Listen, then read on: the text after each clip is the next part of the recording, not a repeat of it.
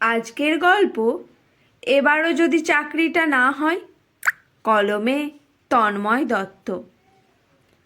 তন্ময় দত্ত নিঃশব্দে বয়ে চলা এক নদীর স্রোতে ভাসমান এক টুকরো শুকনো খড়কুটো যেন। যেদিকে স্রোত ভাসিয়ে নিয়ে যায় সেদিকেই ভেসে যায়। কোনো দিশা নেই, কোনো নিশ্চিন্ত তট নেই। অথচ তার বয়স ৩৮ ছুঁই ছুঁই। গ্রামের আর ৫ জন ছেলেরা যখন কেউ পুলিশে ঢুকেছে, কেউ প্রাইভেট স্কুলে পড়াচ্ছে, কেউ বা সিভিক পুলিশ, তখন শুধু তন্ময় একটা সরকারি চাকরির আশায় প্রতিদিন বই চিবোচ্ছে। ভোর থেকে রাত পর্যন্ত ৪০ ওয়াটের বাল্বের আলোয় চোখ লাল করে বসে আছে, আর ভেতরে ভেতরে শুকিয়ে যাচ্ছে। আগামী সেপ্টেম্বর মাসে স্কুল শিক্ষক নিয়োগের পরীক্ষা। এবারই তার শেষ সুযোগ বললেই চলে। তাই এখন মনের গভীরে শুধু একটাই আতঙ্ক চলছে তার। এবারও যদি চাকরিটা না হয়।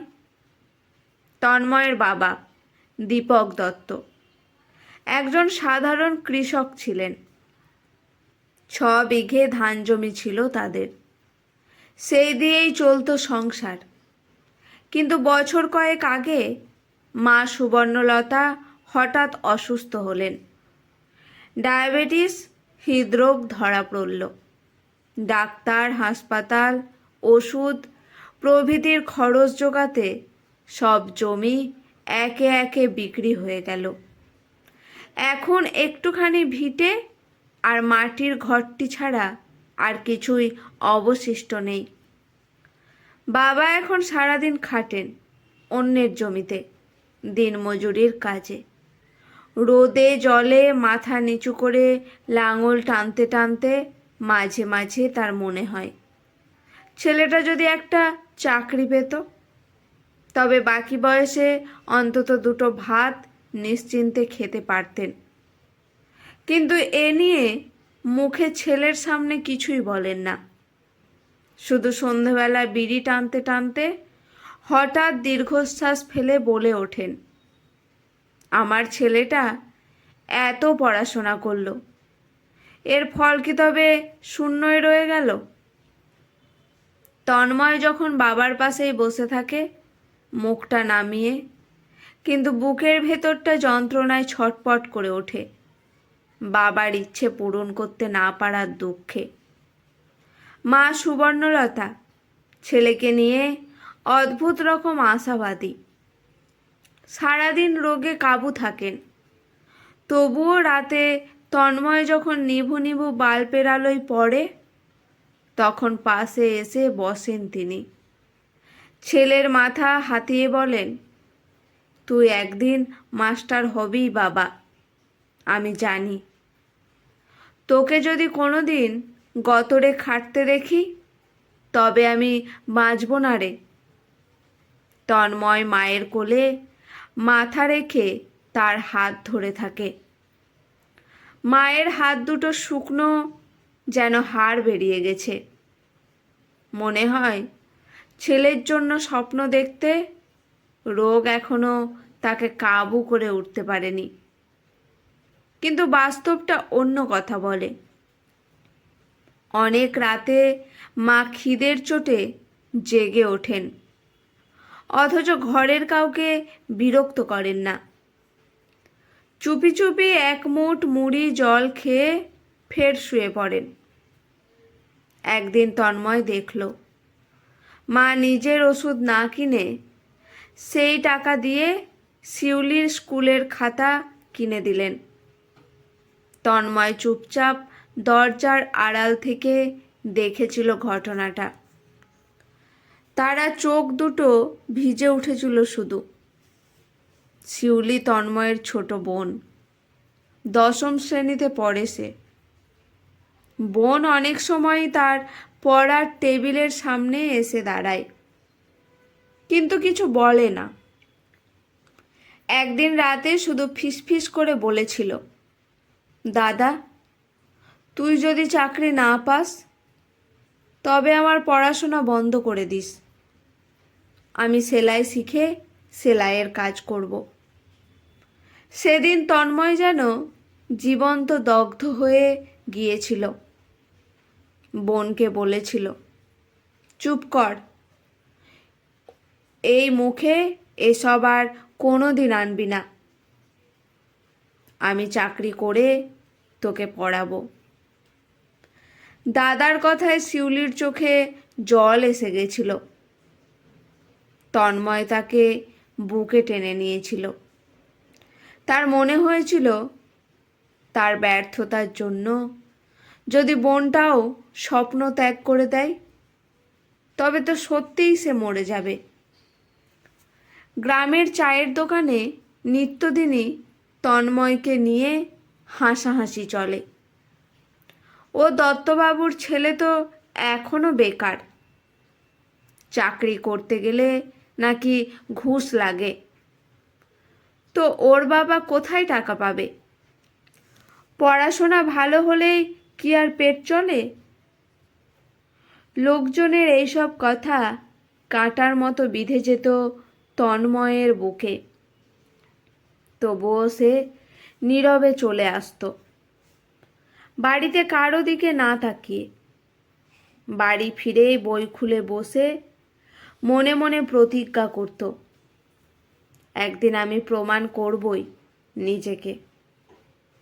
কালক্রমে পরীক্ষার তারিখ ঘোষণা হলো সেপ্টেম্বরের মাঝামাঝি সময়ে। তন্ময় প্রতিদিন ভোরে উঠে উঠোনের শিউলি গাছের নিচে বসে পড়তে শুরু করলো। কাক ডাকে, মোরগ ডাকে, চারপাশ ঘুমে আচ্ছন্ন থাকে, শুধু সে পড়ে। তার চোখ লাল হয়ে যায়, মাথা ভারী হয়ে ওঠে, তবুও বই খুলে রাখে সে। মা এসে মাঝে মাঝেই বলে, বাবা একটু ঘুমিয়ে নে, না হলে শরীরটা খারাপ হয়ে যাবে তো।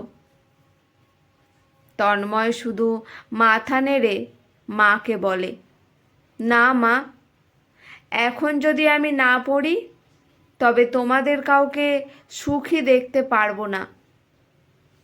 পরীক্ষার ঠিক আগের দিন সন্ধ্যায় তন্ময় লক্ষ্য করল বাড়িতে রাতের খাবার জন্য ভাত নেই। বাজার থেকে চাল আনার জন্য টাকাও নেই। বাবা চুপচাপ বারান্দায় বসে আছেন। তন্ময় ভেতরে ভেতরে খুব ভেঙে পড়ল। এমন দিনেও যদি পরিবারকে ভরসা দিতে না পারি তবে আর বেঁচে থাকার মানে কি? সেই রাতে আর কারো খাওয়া হলো না। মা অসুস্থ, অসুস্থ শরীরে শিউলির হাতে আধ কাপ দুধ তুলে দিয়ে বললেন, দাদাকে দিয়ে আয়। তন্ময় বুঝল আজ সবাই তার জন্য উপোস করছে। কাল যেন সে পূর্ণ শক্তি নিয়ে পরীক্ষার হলে বসতে পারে। দুঃখে বুক ফেটে গেল তার। পরীক্ষার দিন ভোরে বাড়ি থেকে বেরোনোর সময় মা তার হাতে মুড়ি আলু ভাজা বেঁধে দিলেন। বাবা নীরব চোখে তার সাফল্যের প্রার্থনা করলেন। শিউলি দরজার আড়াল থেকে দাদার যাওয়া দেখল। পরীক্ষার হলে বসে তন্ময়ের হাত কাঁপছিল। প্রশ্নপত্র খুলতেই তার চোখ ঝাঁপসা হয়ে এলো। তার মাথার ভিতর শুধু একটাই শব্দ ঘুরছিল, যদি না হয়। প্রাণপণে উত্তর লিখতে শুরু করল সে। উত্তরের প্রতিটি শব্দই যেন তার অস্তিত্ব রক্ষার যুদ্ধ। যথাসময়ে পরীক্ষা শেষ হলো। তন্ময় বাড়ি ফিরে মায়ের সামনে দাঁড়িয়ে বলল, পরীক্ষা ভালো হয়েছে মা। কিন্তু তার গলাটা যেন একটু কাঁপছিল। মা বললেন, এবার ভালো কিছু হবে রে, দেখিস। কারণ তিনি জানতেন এই ছেলের বুকের ভেতর কি দহন জ্বালা জ্বলছে। দেখতে দেখতে ডিসেম্বর চলে এলো, পরীক্ষার ফল বেরোনোর দিন। গ্রামের যারা যারা পরীক্ষা দিয়েছিল সবাই ছুটল ইন্টারনেট ক্যাফেতে। তন্ময়ও গেল। ভিড়ের মাঝে দাঁড়িয়ে ফলাফলের অপেক্ষা করতে লাগলো। বুক ধড়ফড় করছে তার। একবার মনে হলো এবারও বোধহয় নেই। ঠিক তখনই কম্পিউটার স্ক্রিনে ভেসে উঠল Tanmoy Dutta, qualified, selected for appointment. Tanmoy স্থির হয়ে গেল। চোখ ঝাপসা হয়ে আসছে তার। সে ধপ করে বসে পড়ল মাটিতে। বুকের ভেতরটা হাহাকার করে উঠল, কিন্তু সেটা দুঃখ নয়, অশ্রু দিয়ে ভরা স্বস্তি। বাড়ি ফিরে তন্ময় দরজার সামনে দাঁড়িয়ে কাঁপা গলায় মাকে বলল, মা, আমি চাকরিটা পেয়েছি। মা স্তব্ধ হয়ে দাঁড়িয়ে রইলেন কিছুক্ষণ, তারপর হঠাৎ কেঁদে ফেললেন। শিউলি দৌড়ে এসে দাদাকে জড়িয়ে ধরল। বাবা নীরবে দাঁড়িয়ে রইলেন। শুধু চোখ বেয়ে জল গড়িয়ে পড়ল তার। সেই রাতে তন্ময় উঠোনে শুয়ে আকাশের তারাদের দিকে তাকালো। তার মনে হচ্ছিল আজ কেবল শুধু তার নয়, তার পরিবারেরও মুক্তি মিলল।